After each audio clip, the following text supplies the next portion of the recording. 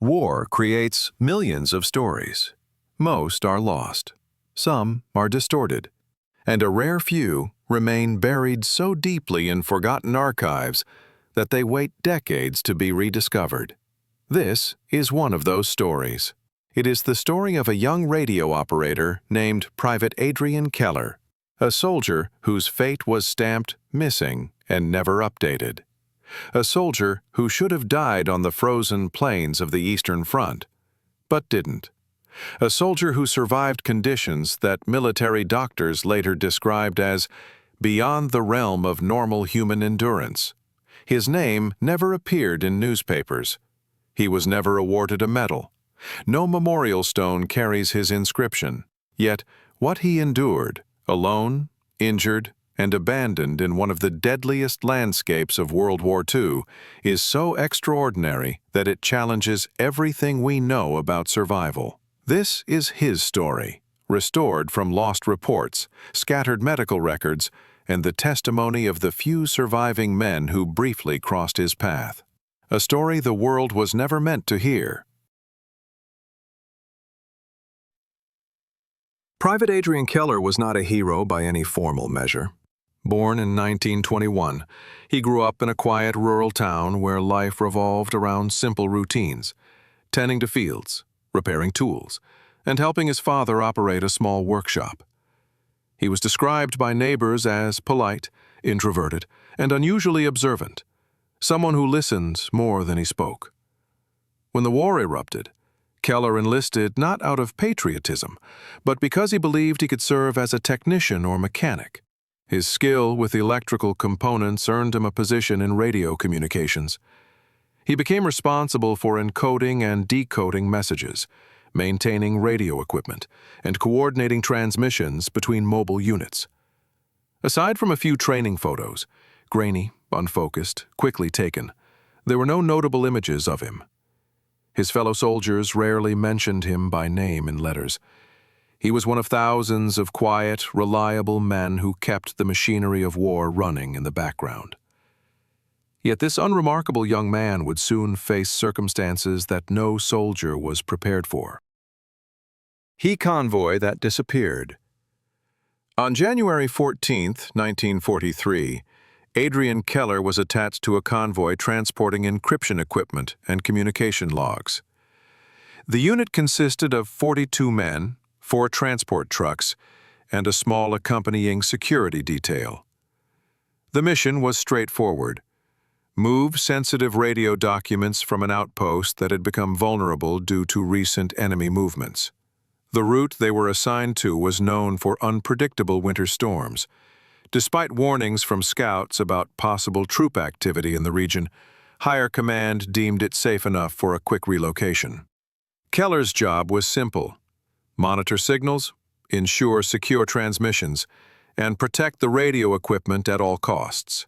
But the convoy never reached its destination.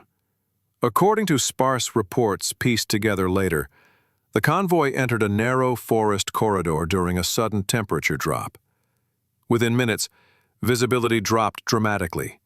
The drivers could barely see beyond their headlights. Snow drifted sideways in violent gusts that made it nearly impossible to stay on the road. This created the perfect opportunity for an ambush. A barrage of mortar fire slammed into the convoy before anyone could react. Trucks exploded. Equipment shattered.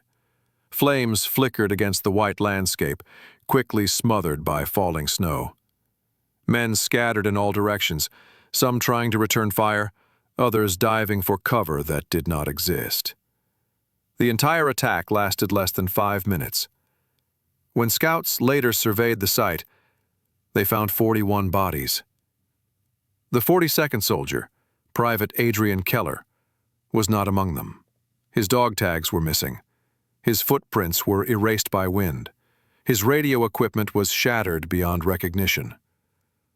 To the military, this meant one thing: Adrian Keller was dead. If not from the explosion, then surely from the unimaginable cold.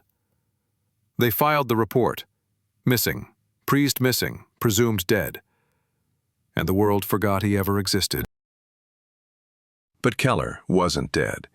He regained consciousness several hours after the ambush, buried partly beneath a collapsed section of a destroyed truck.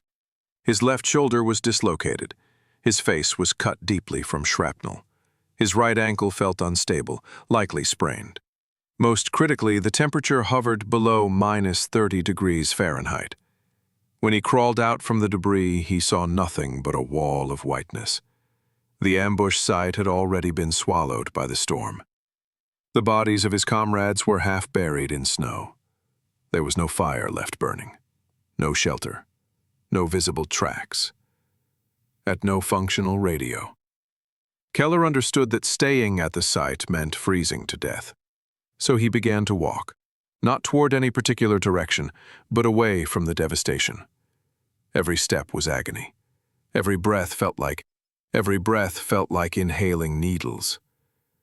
But he kept moving, because he believed, faintly, that someone might still be alive somewhere nearby.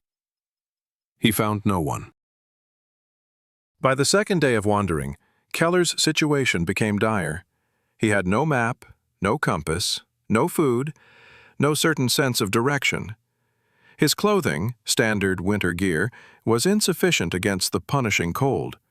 He improvised insulation by stuffing dry grass, fabric scraps, and even torn pages of a field manual inside his coat. He wrapped strips of cloth around his boots to slow frostbite. He kept his wounded ankle tightly bound with pieces of canvas so it wouldn't buckle under his weight. He drank snow for hydration, knowing it would lower his body temperature but having no alternative. At night, temperatures dropped even lower, forcing him to curl into shallow depressions in the snow or dig makeshift trenches to block the wind. He was fully alone. No patrols, no animals, no smoke in the distance, just endless, suffocating silence. By any standard survival measure, Keller should have been dead within 48 hours.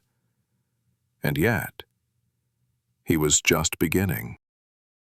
Military doctors later described Keller's survival as medically improbable for several reasons. Severe frostbite risk.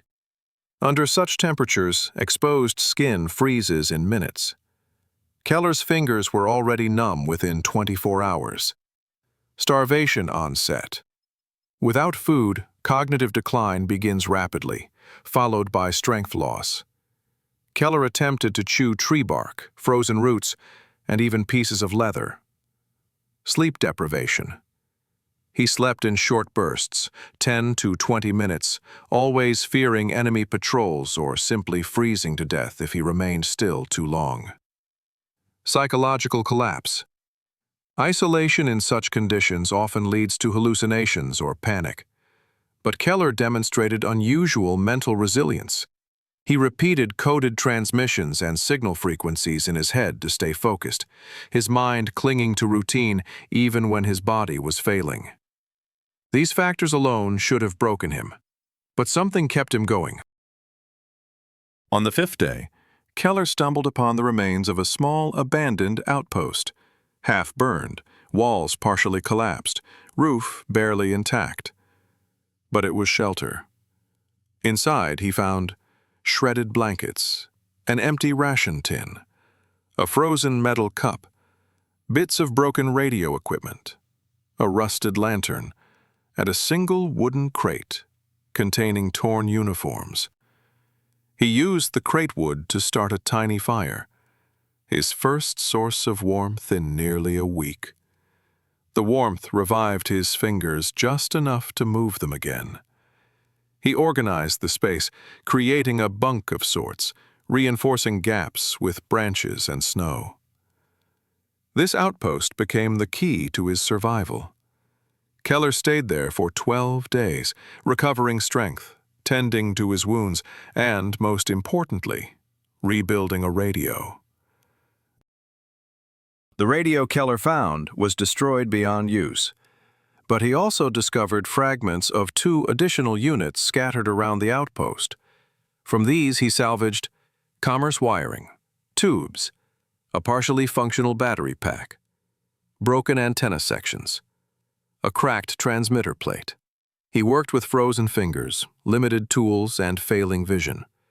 He rewired circuits by improvising solder from melted metal. He tried to keep track of time by scratching marks into the wall, though these quickly lost meaning as the days blended together. He attempted 18 repairs. All failed. The 19th produced faint static, but not enough to send a transmission. The 20th attempt was different. When Keller tapped the transmitter plate, he heard the softest, weakest echo of a signal coming through. He was running out of strength. His hands were swollen, his ankles numb, and his mind drifting. But he pressed on. And at last, a single, weak burst of Morse code traveled into the frozen night. Keller sent a short sequence. Survivor, injured, alone, need help. No coordinates, no details, just a desperate cry. He repeated it several times. Then he collapsed beside the radio and passed out. 40 miles away, an Allied patrol monitoring radio frequencies picked up something unusual. A faint signal, inaccurate, barely legible, mixed with interference. Most operators would have dismissed it as atmospheric noise, but one technician recognized a particular rhythm, an older Morse pattern used only by certain communication units. He convinced his superior to dispatch a patrol to investigate. It took nearly 2 days for the team to locate the source.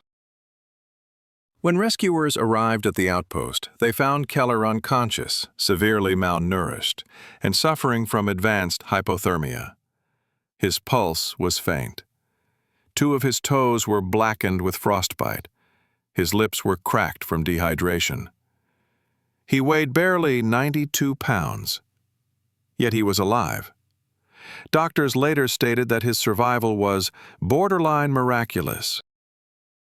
After the war, Keller's records were misplaced due to base relocations, misfiled documents, athletics radio transmissions, incomplete medical logs, lack of surviving relatives, bureaucratic oversights.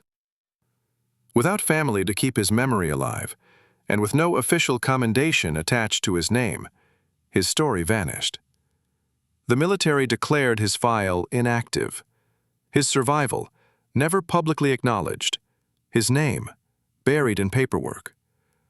For decades, he became nothing more than a forgotten line in a forgotten archive. In 2014, a historian specializing in lost personnel records came across Keller's misfiled medical documents. Cross-referencing serial numbers, unit assignments, and regional incident reports, he uncovered the truth. Adrian Keller survived one of the most extreme episodes of individual endurance ever documented in World War II, and he did it alone, without supplies, without direction, without hope, yet refusing to give up. Private Adrian Keller did not change the outcome of the war. He did not lead soldiers into battle. He did not receive honors or recognition. But his story stands as one of the most extraordinary examples of human resilience ever recorded. A young man who vanished into a frozen wasteland and survived the impossible. A name almost lost to time, finally restored.